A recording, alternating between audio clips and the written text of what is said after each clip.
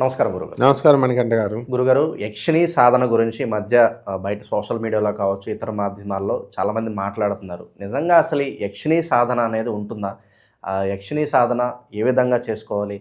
ఎలా సాధన చేయడం ద్వారా మన కోరికలన్నీ నెరవేరుతాయి? సాధారణంగా దైవారాధన మనం గుళ్ళకెళ్తూ ఉంటాం. కానీ యక్షిణీ సాధన గురించి చాలా తక్కువ మందికే తెలుసు. నిజంగా మన కోరికలన్నీ నెరవేరాలంటే యక్షిణీ సాధన ఏ విధంగా చేయాలి? ఎలాగా అమ్మవారిని ప్రసన్నం చేసుకోవాలి గురుగారు? అజంతా ఎల్లోర గుహల్లో, మనకి టిబెటన్ గుహల్లో ఇవన్నీ యక్షిణీల ప్రతిమలు చాలా ఉంటాయన్నమాట. అంటే గుళ్ళల్లో మనకి ఇక్కడ దుర్గాదేవి, పార్వతీదేవి, సరస్వతి, లక్ష్మి ఇలాంటివి పెడతాం. యక్షిణీ దేవాలయాలు కొన్ని వందలు ఉన్నాయి. ఎక్కడ నార్త్ ఇండియాలో ఉన్నాయి, ఇతర దేశాలు బంగ్లాదేశ్, టిబెట్, ఇలా బెంగాల్, వెస్ట్ బెంగాల్ ఇలాంటి చోట్లన్నీ కూడా ఉన్నాయి. ఇది ఎవరు అసలు వీళ్ళు యక్షిణీ దేవతలు అని అంటే, ఇప్పుడు మానవుడు అనేవాడు ఉన్నాడు. చెడ్డోళ్ళు ఉంటారు, మంచోళ్ళు ఉంటారు. మానవుల్లో పరమ క్రూరులు ఉంటారు, మంచోళ్ళు ఉంటారు. అంటే ఇక్కడ దేవుడికిను దైవ లక్షణాలు మనకు 50% ఉంటాయి, రాక్షస లక్షణాలు 50% ఉన్నాయి. శాడిజం అంటాం మనం. అలాగే ఈ యక్షిణీలు కూడా మానవుడి కంటే ఎక్కువ శక్తులు ఉన్నటువంటివి. మానవుడికి ఈ జన్మ ఇదైతే దీనికంటే హయ్యర్ జన్మలు ఉన్నాయి. పురాణాలన్నీ కూడా క్లియర్గా వర్ణించినాయి శాస్త్రాలు. యక్ష, గంధర్వ, కిన్నెర, కింపురుష దేవతలు అంటే ఇమీడియట్ మనిషికి అందుబాటులో ఉండేది యక్షిణి అనమాట. మానవుడి తర్వాత ఇమీడియట్ యక్షిణియే. ఆ తర్వాత కిన్నెరలు అంటే వాటర్ దేవతలు, వాళ్ళు నీటి జలాల మీద ఉంటారు. శాకిని, టాకిని అంటారు. ఈ విధంగా ఈ క్రింద స్థాయి, మానవుడి కంటే క్రింద స్థాయి ఉన్నటువంటివి భూత ప్రేత పిశాచాలు, క్షుద్ర దేవతలు. వీటిని మనం ఆరాధించకూడదు. ఎవరిని ఆరాధించినా సరే మనిషికి ఏంటంటే ఇప్పుడు సమస్యలు ఉన్నాయి, ఆ సమస్యల నుంచి బయటపడాలి. కాబట్టి ఎవరికి అనుకూలమైనటువంటి వాళ్ళని వాళ్ళు ఆరాధిస్తున్నారు. ఇప్పుడు వేణుస్వామి లాంటి వాళ్ళు ఉన్నారు. కామాఖ్యాదేవిని ఆరాధించండి, దశమహావిద్యల్లో మటన్ పెడుతున్నాం, చికెన్ పెడుతున్నాం, మందు బాటలు పెట్టాలన్నారు. వాళ్ళని ఫాలో అయ్యేవాళ్ళు వాళ్ళు ఫాలో అవుతారు. తీసుకెళ్తారు కామాఖ్య టెంపుల్లో మేకల్ని, కోళ్ళని, పంచిపల్లుల్ని ఇచ్చామని అన్నారు. చేసుకునే వాళ్ళు చేసుకున్నారు.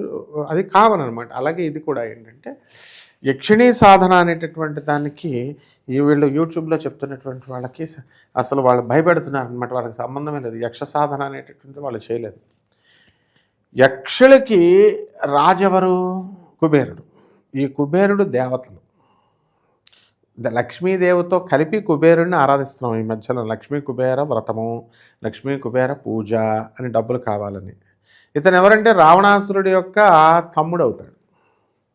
మరి అటువంటి ఈ యొక్క రావణాసురుడి యొక్క తమ్ముడే కుబేరుడు కాబట్టి అతన్ని ఆరాధిస్తున్నాము. యక్షిణీలకి ఆడవాళ్ళ యక్షిణీలు అంటాం, యక్షులకి రాజతనం.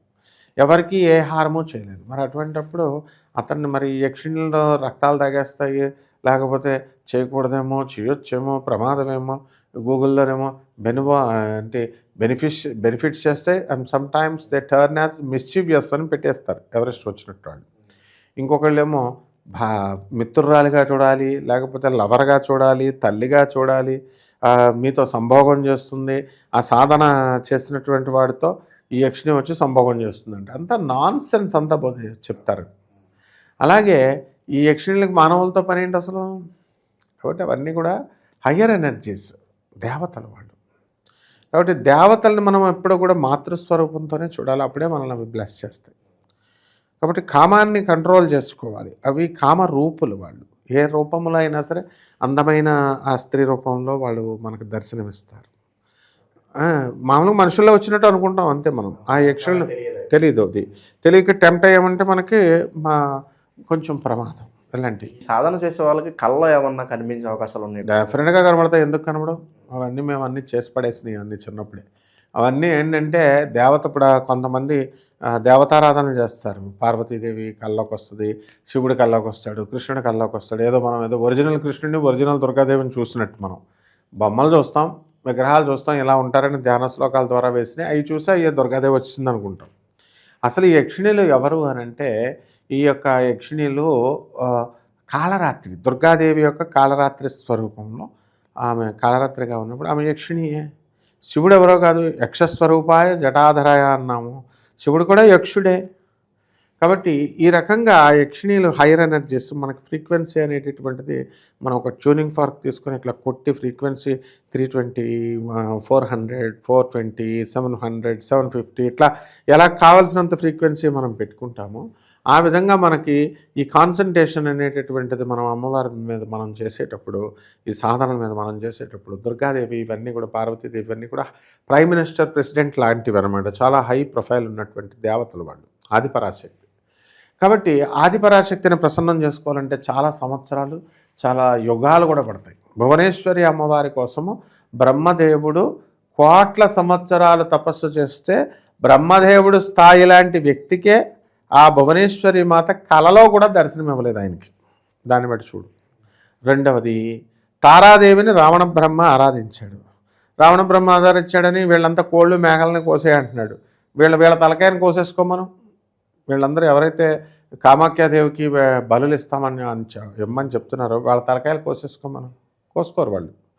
రావణ బ్రహ్మ ఏం చేశాడు, తన 10 తలల్ని కోసిపడేశాడు. అంతేకాని అక్కడున్న మేకనో కోడినో తీసుకొచ్చి దున్నపోతునో కట్ చేయలేదు. అందుకని తారాదేవి ఆయనకి ప్రత్యక్షమైంది. అంటే మన శరీరాన్ని కూడా, మన ప్రాణం కూడా, కోడి బలైనా మేక బలైనా మన ప్రాణమైనా సరే ఇచ్చేయడానికి సమానంగా చూసి ఇచ్చేయడానికి సిద్ధపడేవాడికే అమ్మవారు కరుణిస్తుంది. అంతేకాని దొంగ మాటలు మాట్లాడుతూ మటన్లు పెట్టండి, చికెన్లు పెట్టండి, మందు బాటిళ్ళు పెట్టండి, బలులు ఇవ్వండి అమ్మవార్లకి, మేకలను కోసేయండి అంటే నోరులేని జీవాలను ఇచ్చామంటే నువ్వు రెడీ అవ్వు. ఫస్ట్ నువ్వు మేకనిస్తావు, కోడిని ఇస్తావు, నీ తలకాయ కూడా సేమ్, నీది నువ్వు ఆత్మార్పణం చేసుకోవడానికి కూడా రెడీ అవ్వాలి. నిజంగా నరికిపడేయాలా, నరికిపడేసుకోగలిగితే అప్పుడు అమ్మవారిని ప్రత్యక్షం అవుతుంది. మేక తలైనా ఒకటే, అమ్మవారికి కోడి తలైనా ఒకటే, వీడి తలైనా ఒకటే, ఎవరి తలైనా ఒకటే. ఇది మనం ఏం చేస్తాం, మనం అలా చెయ్యం, మన తలలను సమర్పించం. మనం తేరగా దొరికినాయి అని ఈ మేకల్ని, కోళ్ళని, పావురాల్ని, ఇలాంటి పంచబలులని మనకి పెడతారు పేర్లు. ఇలాంటి వాటి వల్ల ఏమి కూడా యక్షిణీలకి ఏం అవసరం లేదు. ఇవన్నీ కూడా అవి మనల్ని తినేయాలనుకుంటే ఊరి మీదకి వచ్చేసి మనం డైరెక్ట్ తినేయచ్చు. ఇప్పుడు కూడా తినేయగలవు అవి. ఏదో ఫోటోల్లో ఇంట్లో పెట్టేసి పూజా మందిరం, దేవుడు మనకి మనకు కావాల్సిందేమో 4 బెడ్రూము, అమ్మవారికి పూజా మందిరం పెడతాం మనం, చిన్నదనమాట. ఈ ప్లేస్లో ఏదో అడుక్కునే వాళ్ళకి ఇస్తున్నట్టు ఇంత చిన్నది పెడతాం మనం. ఒక గది వదలం. ఎవరన్నా వదిలిన వాళ్ళని చూడ మనం తక్కువ ఉంటా, ఇంత పెడతాం. అట్లాంటి వాళ్ళని మనల్ని అంట రక్షించాలంట. ఆ యొక్క దేవతా గదులు ఏముండవు యక్షునికి రావాలనుకుంటే. అలా గురుగారు, మనం దుర్గాదేవిని వివిధ రూపాల్లో పూజిస్తాం. అలాగే యక్షిని దేవతల్లో కూడా రూపాలు ఉంటాయని మాట్లాడుతున్నారు. మరి ఎన్ని రూపాలు ఉంటాయి గురుగారు? బోల్డ్ 32 యక్షిణీలు ఉన్నాయి. చాలామంది యక్షిణి అనేది ఒక జాతి, మానవ జాతి ఎలాగో అలా యక్షిణి జాతి. కామేశ్వరి యక్షిణి ఉంది, ధనయక్షిణి ఉంది, తర్వాత ఈ యొక్క దుర్గా యక్షిణి, కేటక యక్షిణి, కర్ణయక్షిణి, రతిప్రియ యక్షిణి, ఇలా రకరకాల ఉన్నాయి. రతిప్రియ అంటే ఇంకా వెళ్ళడం సంభోగం అని చెప్తారు. సంభోగం కాదు అక్కడ రతిప్రియ అంటే. ఇప్పుడు వీళ్ళు ఎలా చెప్తారు, ఈ యొక్క కామేశ్వరి అమ్మవారి యొక్క సాధనలో నైవేద్యము బెల్లం ముక్క పెట్టాలి, మంత్ర జపం ఉంటుంది, మంత్రజాన్ని జపం చేసుకోవాలా. మర్రి చెట్టు కింద చేస్తే తంతారు, మనం ఏదో చేతబడులు చేస్తామని చెప్పేసి. అందుకని మర్రి ఓడాలను తెచ్చుకొని, మర్రి ఆకులను తెచ్చుకొని ఇంట్లో పెట్టుకొని ఆ యొక్క మంత్రాన్ని గురూపదేశంతో తీసుకొని చక్కగా వాళ్ళు ఆ ఆరాధన మనం జపం చేసుకున్నప్పుడు అప్పులు ఉన్నటువంటి వాళ్ళ అప్పుల బాధలన్నీ కూడా తొలగిపోతాయి. పెళ్ళి కావట్లేదండి, పెళ్లి బాధలు చాలా ఉన్నాయి, అలాగే ఆ పెళ్లి బాధలకు కూడా పోతాయి. ఈ మధ్యకాలంలో సుధాకర్ అనేటటువంటి ఒక బ్రాహ్మణుడు, అతను ఈ యక్షిణీమాత అమ్మవారి సాధన చేస్తున్నప్పుడు ఆయనకు ఒక క్రెడిట్ కార్డు తీసుకున్నాడంట. క్రెడిట్ కార్డు తీసుకుంటే ఎప్పటి నుంచో కట్టు అని అప్పులు అయిపోయాడు కదా, కట్టమంటుంటే కట్టట్లేదు. వాళ్ళు వచ్చి రోజు భయపెడుతున్నారు ఆయన దగ్గర, ఆయన భార్య దగ్గర, అందరూ కూడా భయపెడుతుంటే ఒక రోజున ఏం జరుగుద్ది, యక్షిణి మంత్రం నేను చేయమని చెప్పాను. చేసిన 2-3 రోజున అతను ఏం చెప్పాడు, గురుగారు వాళ్ళకాలే నాకు శత్రువులుగా వచ్చారండి, వాళ్ళంతా కూడా వచ్చి నన్ను భయపెట్టారండి, అలాంటిది వాళ్ళే కట్టేసుకున్నారండి. 19,000 ఒకటి, 5,000 ఒకటి అంట, మొత్తం కట్టేశారండి. తర్వాత నా అకౌంట్లో 4 రూపాయలే ఉన్నాయండి, నేను అప్పు అడిగితే ఒకళ్ళు 40,000 ఇచ్చారండి. ఈ విధంగా అంచెలంచెలుగా ఒక వీక్లోనే అతను ధన సహాయం నాకు చాలా అందిందండి అని చెప్పారు. ఇదంతా కూడా ధనయక్షిణి మహిమ. ఇది మనకేం కావాలి, మన సమస్యను బట్టి ఆ యక్షిణిని మనం అదే అనమాట. మామూలుగా మనకు అన్ని యక్షిణీ రూపం, దుర్గాదేవే యక్షిణీ రూపంలో కాళరాత్రి రూపంలో వస్తుంది. ఆమె దుర్గాదేవిని పార్వతీదేవిని మనం పూజ చేయలేము, వాళ్ళ హయ్యర్ స్టేజ్ దేవతలు కాబట్టి కొంచెం డౌన్. వాళ్ళ ప్రైమ్ మినిస్టర్స్ ప్రెసిడెంట్స్ లాగా ప్రోటోకాల్స్ ఉంటాయి, వాళ్ళ దగ్గర కింద స్థాయి వాళ్ళు, వీళ్ళు అటెండర్లు క్లర్కులు వీళ్ళు. కాబట్టి ఈ యక్షులన్నీ కూడా ఏమిటంటే ప్రకృతిని సంరక్షించేటటువంటి దేవతలు, ప్రకృతికి ఆవహించి ఉన్నటువంటి ఆత్మలు అంటాం. అంటే నిధులని, దేవతల యొక్క ధనాగారాన్ని రక్షించేటటువంటి బాధ్యత కుబేరుడిది. కాబట్టి కుబేరుడిని మనం ఇదిగా తీసుకుంటాం. ఓకే, మరి ఆరాధన అన్నారు. మరి మామూలుగా మనం దేవతారాధన అయితే సాధారణంగా ఫోటోలు పెట్టుకుంటాం, పూలు పెడతాము, దీపారాధన ఇవన్నీ చేస్తాం. మరి యక్షిని ఆరాధన అంటే ఏ విధంగా చేయాలి? ఇది కూడా అంతే. ఫోటో పెట్టుకోవాలి, ఇంటికి వచ్చిన చుట్టాలకి ఇదేంట్రా బాబు అని చెప్పి భయపడి చేస్తారు.